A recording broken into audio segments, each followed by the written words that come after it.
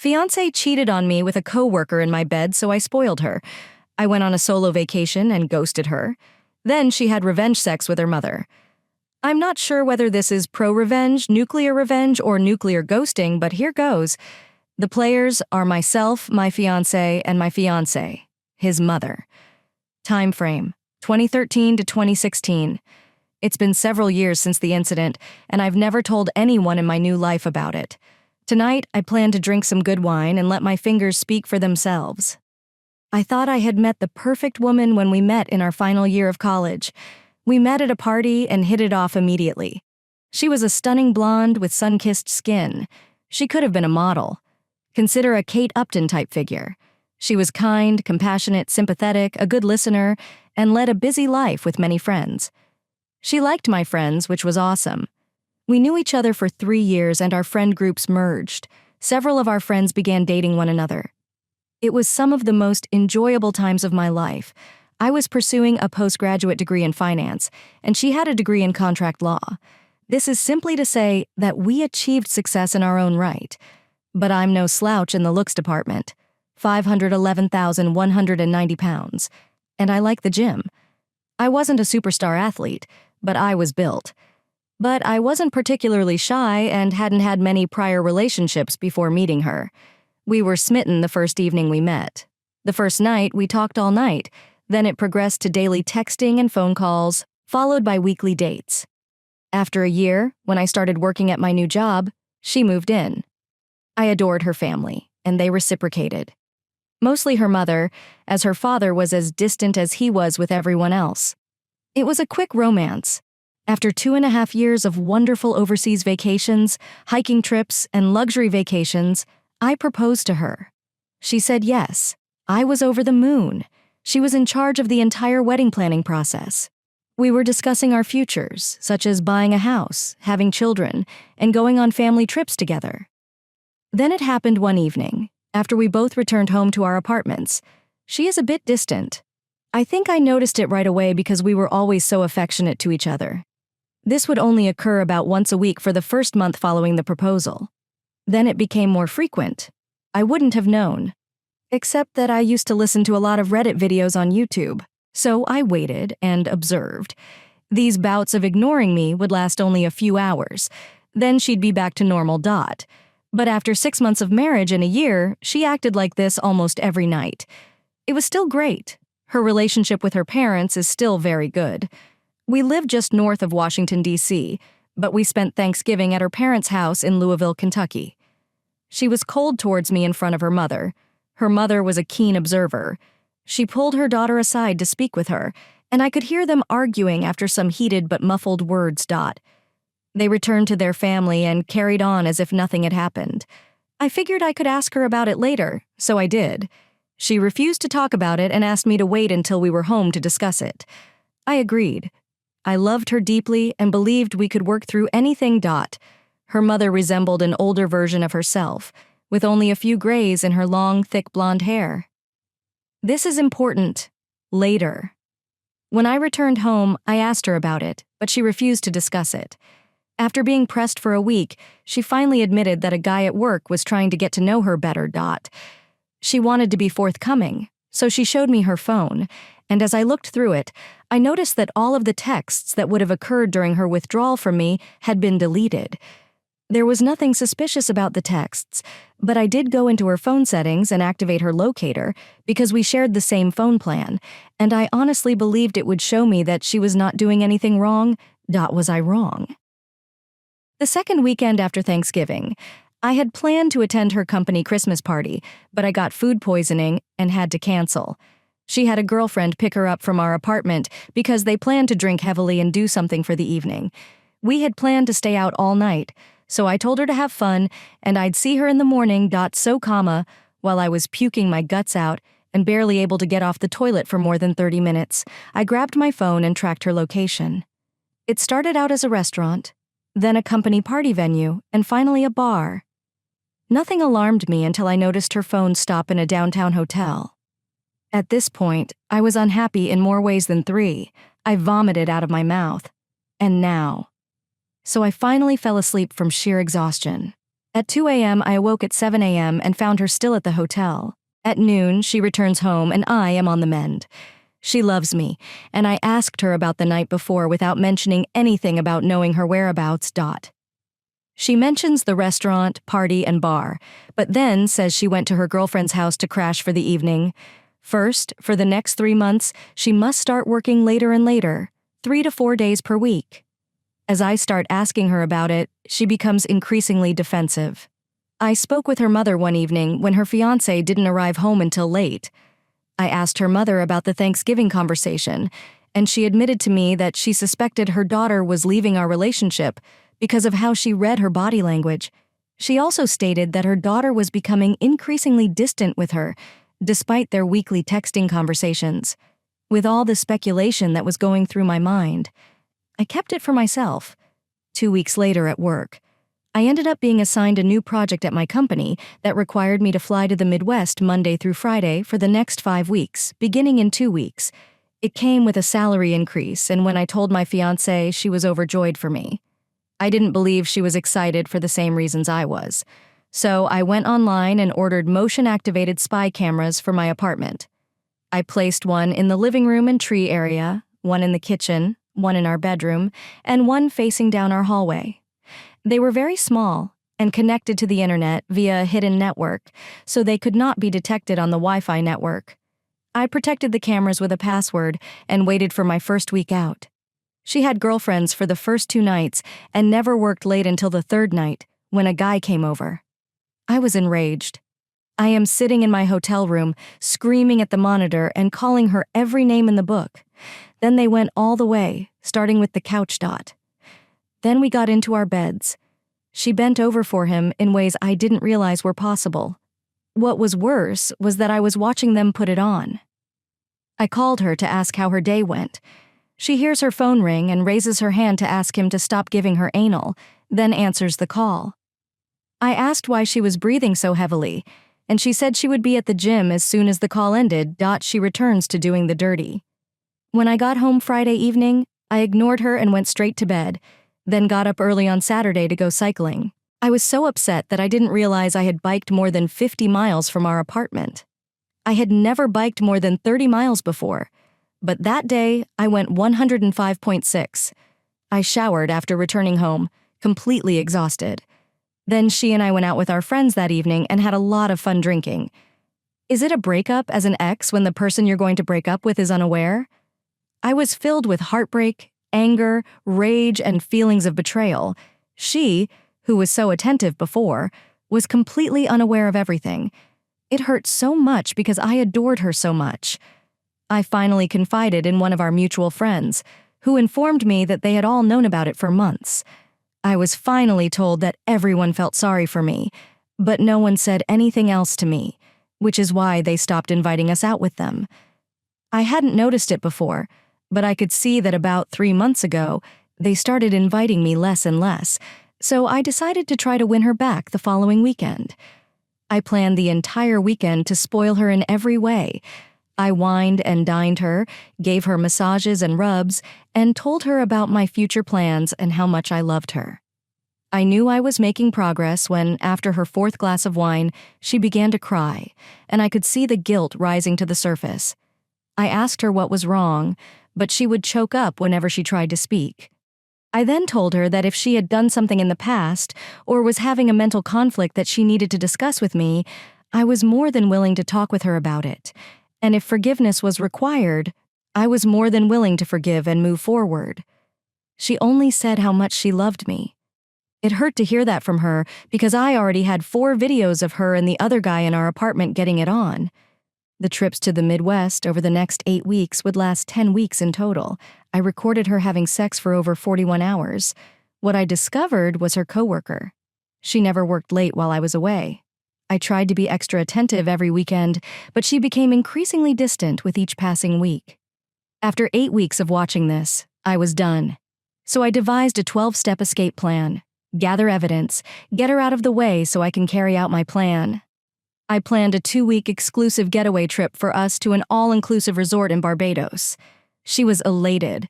Then, a week before the trip, I said I had to cancel and told her to take a friend. I knew it was over when she didn't seem disappointed that I couldn't go. She scheduled a coworker to accompany her as she terminated our apartment lease. It would expire 3 days into her trip, and I was the only signature on the lease. Look for a job in another town. The company I was assisting in the Midwest had offered me a position with a slight salary increase. Find a new place to live. I secured an apartment in the aforementioned location. When she's gone, do the following. Take her to the airport. Return home and pack all her belongings. Same day. Saturday 7, get a new telephone number, /phone and email. Cancel all social media accounts. Monday 8. Separate us completely in terms of finances. We withdrew all funds from our joint accounts and then closed them. I put all of her money in an envelope and packed it with her belongings. Monday 9. Have the movers pack up all my belongings and ship them west. Monday 10. Take all of her belongings to her mother's house 600 miles away. All my fiancé. His belongings fit in the back and bed of my F-250 crew cab. Tuesday to Saturday. 11. Give her mother the evidence. 12. Start my new life. I didn't want to do anything illegal, so I made sure none of her belongings were missing. It was extremely difficult to organize and pack all of her belongings. I've never cried harder in my life. I've seen so many posts on Reddit about people saying they'll never do it again if they get caught. But they don't, T. My hope was that she would genuinely confess, allowing us to forgive and move forward. She never did. She came close twice, but her secret was too difficult to reveal. On Tuesday morning, I left our apartment north of Washington, D.C., for the final time. It took 10 hours to reach her mother's house. What happened? When I arrived, I wasn't expecting it. I arrived at her mother's house around 8 p.m. I figured she'd be surprised to see me because I came down unexpectedly. Because they lived in a gated community, I had to buzz her home from the front gate. So she was waiting outside when I arrived. I could tell she'd been crying when I approached her. When I asked her what was wrong, she hugged me and told me that she believed her husband was cheating on her with a much younger, skinnier, and prettier woman. I just held her for what felt like 10 minutes. She soaked my right shoulder with tears and snot. When she finally gathered herself, I asked if we could have a talk. We walked in and I asked where her husband was. She said he was fishing with his buddies at a remote cabin an hour away. Then she said he despises fishing. She told me about all of the signs she'd noticed, which had apparently been going on for about a year. So we did a little research and discovered a credit card hold charge for a 5-star hotel. That was only 20 minutes away on call. Later, she confirmed that her husband was there for a 4-night stay, cheating with his mistress. There are 2 peas in a pod. I said, what? She replied, there are 2 peas in a pod. I said it again. Your husband cheats on you, and your daughter cheats on me. That's why I came here to drop off her belongings and move to Zach's. I showed her the evidence in a binder of screen captures that I had made, after looking through the first 3 or 4 pages. She looked at me bewildered. We both hunted and cried for about 30 minutes. At that point, she stopped crying and looked at me saying, well, tonight, there is nothing we can do except for you and me to knock out these 3 bottles of Moscato and F in every room of the house. She grabbed 2 wine glasses and a bottle of Moscato wine and walked out onto their private pool deck saying, are you coming out here, or are you going to get effing revenge? Now, I won't go into too much detail because I don't want to get blue balls, but that night and the next 3 days, we effed nonstop. I put myself in every hole her beautiful body could provide. I must have had Camden or on her at least 25 times after those days were over. We said our goodbyes with passion, and I drove to my new destination. She kept me updated on everything that happened when my ex-fiancé returned. The day fiancé returned was epic. I canceled my phone call on the morning she returned. So when the plane landed and she called for a ride, the phone indicated that it had been disconnected. She apparently had her lover drive her home. He dropped her off and departed. When she arrived at the door, a strange couple of new tenants answered, which freaked her out. I'm not sure how many times she tried to call me, because the number was no longer valid. She went to stay with her girlfriends because a coworker was already married. When she called her mother in a panic, she was told that I had come down and dropped off all of her belongings and that all of her money was also there. 600 miles away, Her mother did not tell her that she had fed me more in 3 days than my fiancé and I had in the previous 6 months. But she did tell her that she was aware that she was cheating on me, and I explained that I had found a new job, a place to live, and a new career. We were far away from her and all of our friends, and her mother had separated from her father due to infidelity. She apparently cried for days and took a week off from work, but she eventually found comfort in the arms of her married lover. Her mom never told her where I was.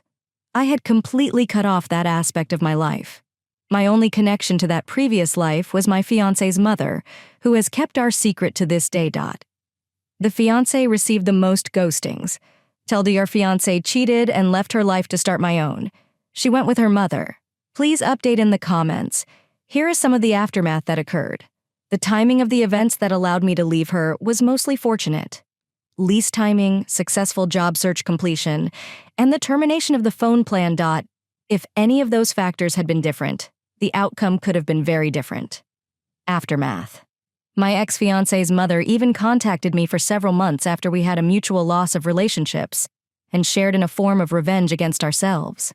However, neither of our souls knew what had occurred between them, and me. FM finally came out to see me after 7 months in my new location. But much to the disappointment of many of you, we only talked. We both regretted what we had done together, but realized it was in the past and in the heat of the moment. Days of heat and moments. She stated that her daughter was aware that she knew where I was and was very upset that she refused to reveal my location. Even asked if she could tell my ex-fiancé where I was and how she could contact me. But I requested that she not tell her because I was in my new life. Evan and I talked a lot about the possibility of her and her staying together and working things out. FM stated that her husband was extremely sorry and came clean about everything. FM said it was a lot to take in and asked him what he was going to do to regain her trust. He gave her all of his digital passwords and let her see everything he'd ever done to ruin their marriage. FM became enraged, but realized he was attempting to repair the marriage. FM stated that her forgiveness to him would come with time, but trust would take longer. What brought him back to reality was when she confronted him about the affair and showed him the evidence of what his daughter had done to me. In addition, FM was an incredible woman in every way. She also stated that if he left the marriage, she would be free to do so again. He picked up on the repeated phrase and asked her what it meant. She told him that as soon as she discovered he was cheating, she effed the first eligible guy she saw. He was devastated. FM stated that they cried a lot and agreed to separate for a short period of time to allow each other to express their feelings and determine whether or not they both wanted to fight for the marriage. They eventually sought marriage counseling and are still together as of May 2020. My ex-fiancé was devastated by what I had done to her. She finally went to her parents to gather her belongings. She was extremely embarrassed when shown the evidence of the affair. FM had to edit the binder so that when her father saw it, he wouldn't see the pictures. A father shouldn't see his daughter. Regardless, the ex-fiancé was devastated. She did not discover that her mother had my contact information until months later. Ex begged her mother for my information, which put a strain on their relationship. However, her mother also informed her that if she attempted to locate and/or contact me, all evidence would be permanently released on the internet by me. My ex-fiancé's insistence on disclosing my information prompted her to come see me. She was also upset that her parents were having marital problems. According to Ethan, the ex-fiancé had been depressed for several months and sought counseling. She immediately ended the affair with a coworker. She returned from her parents' home in Louisville, Kentucky, and began looking for new employment opportunities. Recently discovered in December 2019 that she is married, has 2 beautiful twin daughters with a stand-up guy, and still lives in Washington, D.C. area. According to FM, she now works from home and is enjoying her new life. I'm glad she was able to write her founding document and restart her life with a positive attitude. I recently destroyed all incriminating evidence against my ex-fiancé because I didn't want to be the guy who held her hostage for the rest of her life. I did ask Ethan to allow my ex-fiancé. I understand this. If I had been on the receiving end of that information bomb, I would have spent many sleepless nights. As for myself, let's just say I'm content with my current situation. FM. We used to talk every few months, but now we only talk about once or twice a year. Typically, comma. It's a brief note informing each other of minor changes in their lives. My only unanswered question is whether, if Ethan and her husband were able to repair their marriage, my ex-fiancé and I could have as well. But I never gave it a chance. We can only speculate. Our lives are now on very different planes. Second story. I recently discovered that my 15-year-old daughter is not my biological child, but rather the result of an affair. Baby. My wife created. Now my daughter refuses to let go of me, begging me to adopt her while slut-shaming her mother and kicking her out of the house, disowning her. Secret voices. Hey guys, just a heads up. The OP may sound like a doormat. Some of the update content may sound repetitive. This is because it wasn't written all at once. I was keeping a journal. I was simply documenting what happened in case anyone else encountered a similar situation. Keeping a written record proved beneficial. I was able to go back and review what I had written, analyzing everything to try to understand what I was thinking at the time. I just found out that my 15-year-old daughter is not my biological child. My daughter was preparing a family tree project for an online class and requested an ancestry test. My father was half Native American, but he died several years ago, so I'm not sure how much Native American blood is in the family. My daughter came to me because it was my father, and we did not tell her mother at the time. Well, comma, it turned out that my daughter has no Native American ancestry. The obvious conclusion did not occur to me at first, because the truth of the situation did not appear plausible. I assumed that there was an error. My first thought was that my father had not been Native American, so I took the test, and everything became clear. It was a very emotional situation for both me and my daughter. What I'll remember most is that after she started crying, she hugged me tightly and kept saying it over and over. I love you, Daddy. At home, I confronted my wife, who appeared to have had a stroke. She began crying and apologizing. You can probably imagine it. My wife and I got married while she was pregnant. We had been together for over a year when this happened. It turned out that she was sleeping with several men at the time.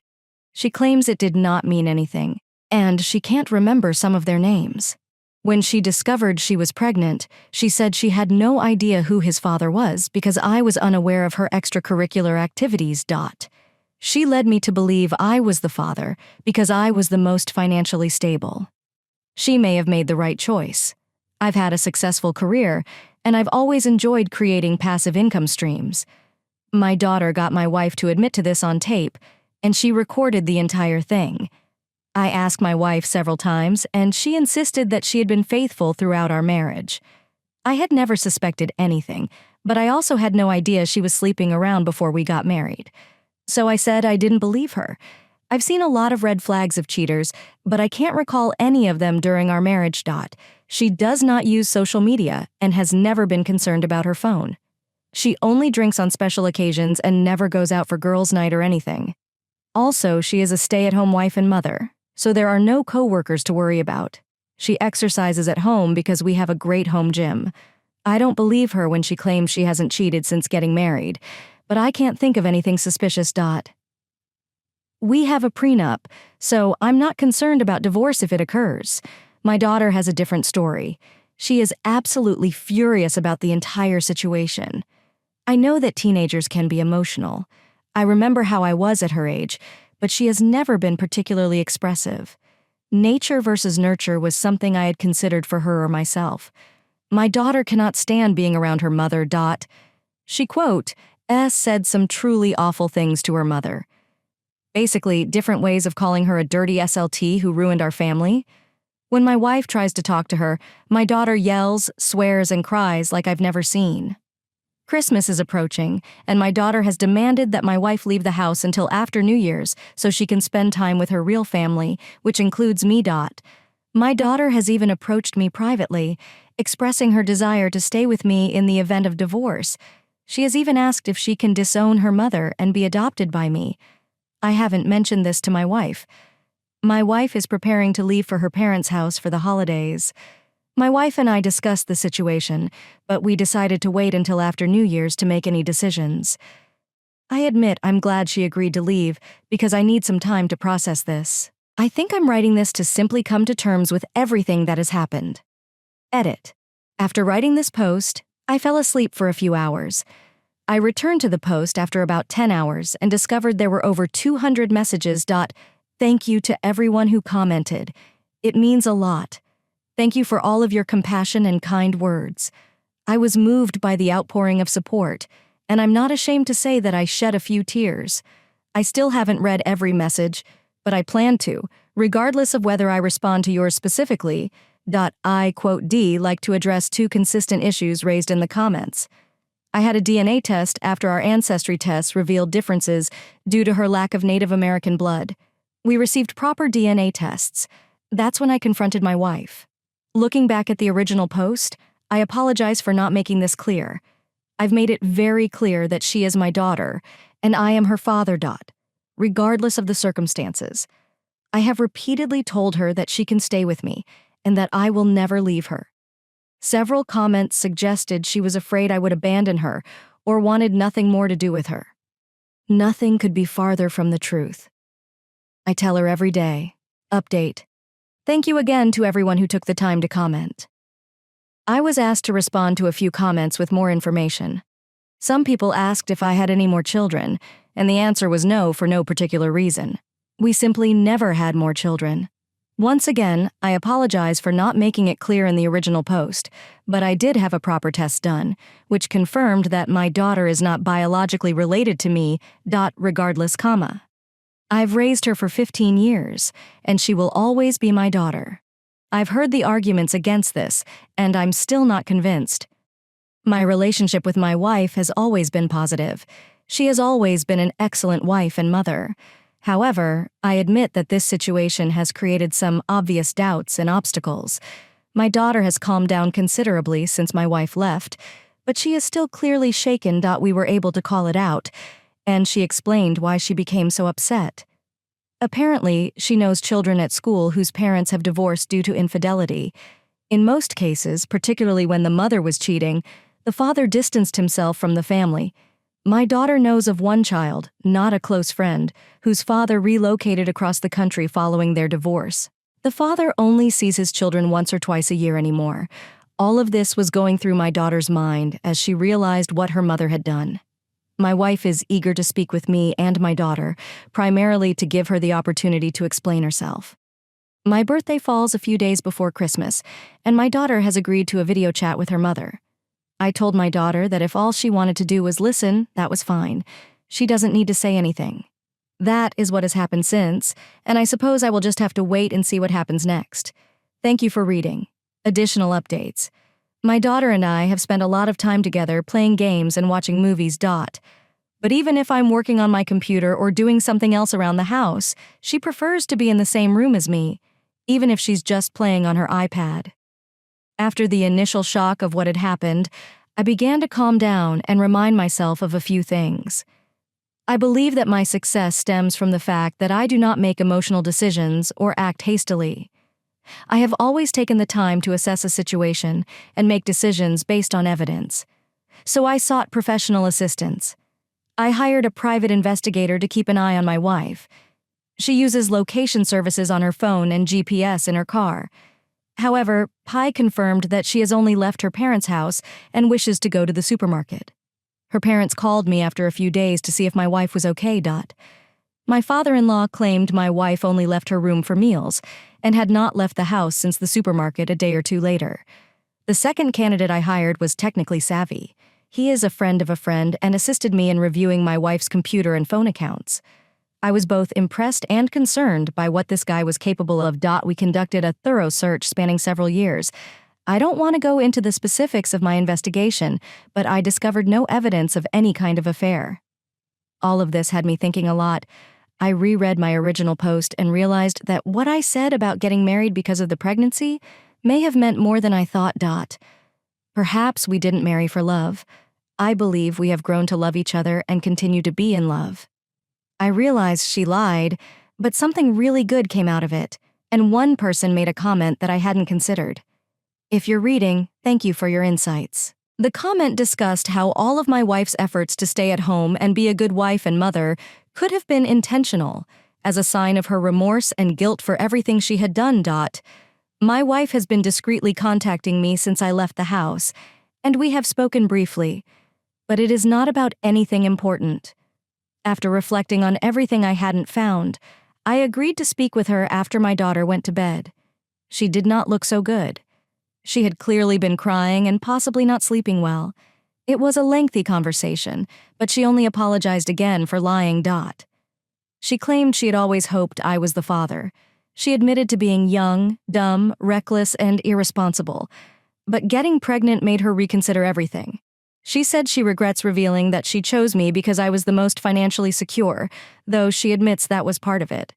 She had a long list of reasons for choosing me. I quote, am not going to summarize everything, but I believe she is sincere when she says she wants to do whatever it takes to reunite us as a family. We agreed that things might never be the same as they were before, but I said, I'm not ready to throw away the best 15 years of my life. Yes, that is precisely what they have been. I must admit that I could not have asked for a better wife and mother for my child. The sense of relief seemed to overwhelm her, and she burst into tears again. Today is my birthday, and as planned, the three of us talked online. My daughter was very quiet for the majority of it. I mentioned what we had been up to while I was at her parents'. Nothing too exciting.